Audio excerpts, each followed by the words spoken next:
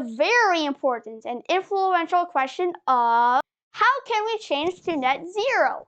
But you may be asking, what is the concept of net zero? Well, we're getting him out of retirement for this one. Please welcome Minitek. Thank you. Net zero is the idea of overall producing the same amount of carbon as we are removing from the atmosphere. People haven't discovered a good technology to remove carbon yet, but we can plant a whole lot of trees to consume carbon and improve soil. This is important as we continue to produce 43 billion tons of carbon every year globally. The ozone layer, which is a blanket that keeps the sun's burning rays from touching the earth and heating up the planet. Carbon dissolves the layer, which heats up the planet, which is a road we do not want to go down. Well, that's it for me. Okay, now that we got that out of the way, let's start inquiring. So how do we answer this question? Well, it's both simple and difficult. So first you say, what tools do the governments of the world have to go to net zero? Then what tools do you and I have to go to net zero? And then what changes can be made that are possible to inch towards net zero? Finally, what is the best way based on pros and cons to go to net zero? Most people think the right answer is renewables, but is that really true? Wind power seems like the best option. It's good for the environment and it doesn't take a lot of space. The problem is that it costs a lot of money. You will need to have about 2 million wind turbines to cover the energy of every single house on Earth. Wind turbines don't come cheap at all. They can sometimes reach $3 million each.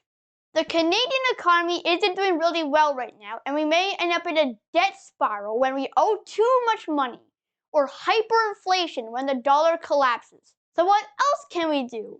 Let's focus on what the government can do. The government has much control over carbon emissions. Some examples of this are the oil and gas industries. The government can control oil pipelines such as the Keystone Pipeline. It can also control factories and place laws restricting pollution. Most countries have made agreements on multiple targets and goals, such as restricting temperature increase to 1.5 degrees Celsius and net zero by 2050. Government action is important because it has the most power in society, although it does not control how the people act. That leads us to the next part of the inquiry. How can people move towards net zero? This is even more important as people like you and me gradually reduce our non-renewable / non-carbon friendly energies. That would be a huge leap. As I mentioned before, fossil fuel energy use can be reduced in multiple ways. You can switch to LED lights, put solar panels on your house, buy an electric car, reduce oven use, and turn off lights when necessary. Doing a combination of these actions as well as some other activities can reduce both your energy use. And then if you take even more drastic steps, reduce and eliminate your carbon footprints, the amount of what we as individuals produce as carbon. We need to take action as a whole. Here's some examples about how my family is helping. We turn off lights when we don't need them. We change to LED lights. And the car we go to is completely net zero. Wow, cool stuff! Now we are moving on to strategies to go to net zero. My goal in this section is to name the problems with the different strategies of net zero. Based on my research, I am suggesting that there are 7 major blocks that stops us to reaching net zero. These are 1. Spending, 2. The economy as a whole, 3. Technology, 4. Will to change, 5. Energy security, 6. Space / room, and 7. Time. What do these mean? Looks like we need Minitek. The first problem is spending. This is pretty straightforward. Some technology may be too expensive while others are cheap. The economy as a whole covers a variety of issues such as unemployment and inflation. It is separate from spending though. Technology is talking about whether this technology is well established, affordable, and distributed. Will to change covers everything that needs to do with motivation, unrest, and education. Energy security is how long energy lasts. Space is talking about the space the solution takes up. Some solutions don't use materials, so space doesn't affect them. Finally, time monitors the time it takes to complete and act on a strategy. Bye everyone!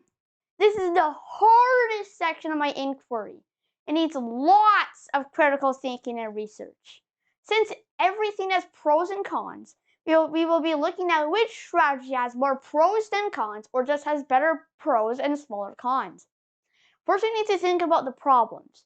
Which problem can snowball into more problems and which problem is the most important? First off, room is not important. We have lots of space and most stuff doesn't have these problems. It also doesn't cause problems on its own. So space starts off our list at 7. Next up is difficult, as we get into the somewhat of a problem section. Time, tech, and security are in this section. Time is the most important of all of these. Technology's main issue is time. I mean, we also don't have a lot of time left before irreversible changes. So time goes in 4th. Security, when you look at it, it doesn't apply to a lot of solutions, and it doesn't matter too much. So tech is going into 5, while security goes to 6. Next are pretty big problems. Spending is a gigantic problem. But spending isn't all the economy, so it has to go behind that. Will, as I said, is super important, and it needs to go in the top 2. Finally, it just has to be will to change. Unrest is not something that you should laugh at. So the final standing is 7, space, 6, security, 5, technology, 4, time, 3, spending, 2, economy, and 1, will. So now we can move on to the big part. We can talk about the strategies and rank them based off this list. So let's get started. Thinking of the severity of cons and the importance of pros, I will suggest a strategy or a line of strategies to solve this gigantic problem. There are a lot of different ideas that people have brainstormed, but here are the most common. Expanding wind, expanding solar, planting trees, price on carbon, researching a great future tech, cutting factories, and ending fossil fuels. We're going to turn the pros and cons into a chart. Mini Infotech will guide you through this gigantic table. As you can see here, each of the blocks has a positive, neutral, or negative value. The value of the constant, the mathematical term for a value that stays the same, is determined by the severity chart from before that looks like this. We reverse the chart to get the value of each problem. The value chart is this. Based on the table, price on carbon is apparently the best. Most people can say that ending fossil fuels and expanding renewable energies is the best way. But if you condense renewable energy into one solution, it will only have a score of 6. Most people also think that price on carbon is an extremely pathetic solution, me included. Justin Trudeau, the Prime Minister of Canada, had a lot of controversy at the recently held COP26 conference at Glasgow, Scotland, or the United Kingdom. He announced that he will end fossil fuel subsidies, make a global carbon tax, lower oil and gas emissions to get to net zero by 2050, and finally end deforestation by 2030. If you look closely at the global carbon tax, you can decide what it means. It's a simple idea. Polluting equals money to the government. If you think about it that way, it sounds a little shallow. Let's look at another metric. How effective is each of these solutions?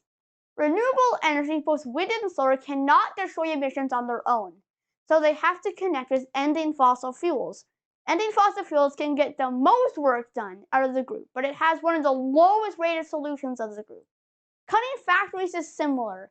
It can get some work done as the industrial producing sector does pollute, but it doesn't end everything. It also can really harm the economy. Future tech can work, but the world is imploding and we don't have an entire decade. Finally, we have trees and price on carbon.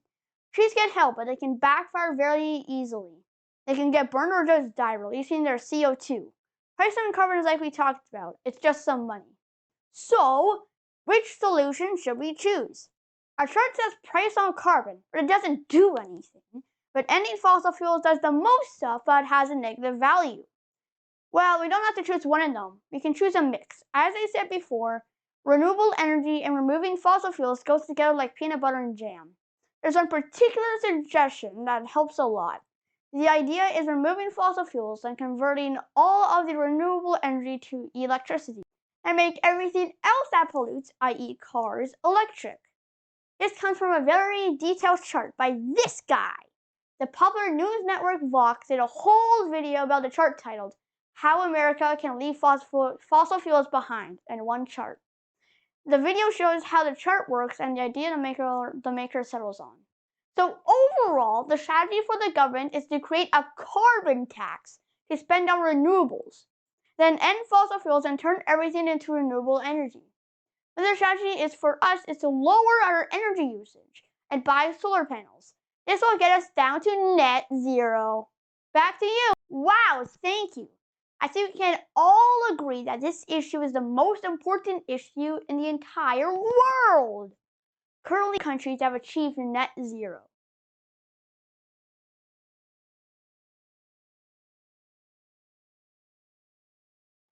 Most of them are small countries that most people don't know about. It is possible for small countries, so why not big countries? This has been an exciting journey and a long ride. I will see you in the next video. Bye!